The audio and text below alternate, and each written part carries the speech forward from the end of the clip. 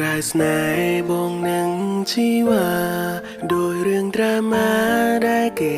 ตะไตពួកយើងស្គាល់គ្នាតាំងពីក្មេងៗតែងដើរលេងជាមួយគ្នាវេលាចេះតែទៅមុំបងក៏ឈុំលៀងទុំរឿងក្នុងបេះដូងមានភៀមក្លាហានសារភាពប្រាំអូនថាបងលួចស្រឡាញ់ស្ងួនជាយូររឿងមួយដែលបងរំភើបជាងគេក្នុងជីវិតគឺว่ามันមានចិនលើបងដែរចាំទេបងធ្លាប់សន្យាយកអូនជាគូស្នេហ៍ពេលនេះបងធ្វើវាបានហើយអូនដឹងទេអូនជា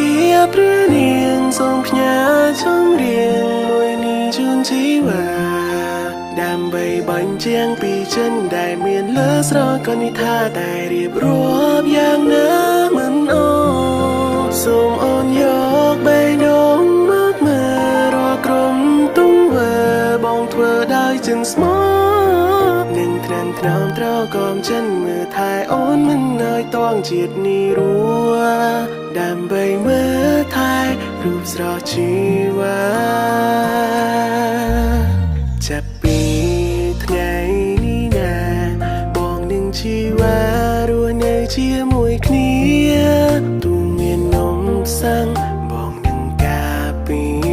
មើលថែពុំមានលូថ្ងៃសូន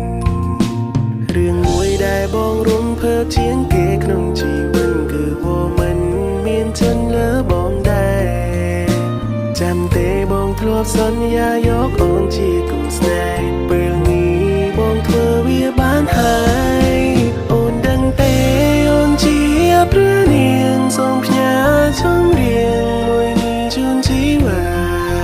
ដើម្បីបញ្ជាក់ពីចិនដែលមានលើស្រកនិថាតែរៀបរាប់យ៉ាងណាមិនអូសូមអូនយកបេះដូងមកមើលរកក្រុមទុំវើបងធ្វើដោយចិនស្មោះនឹងត្រាំត្រោមត្រកំចិនមើលថែអូនមិនឲ្យតងជាតិនេះរួដើម្បីមើលថែរូបស្រស់ជីវ៉ា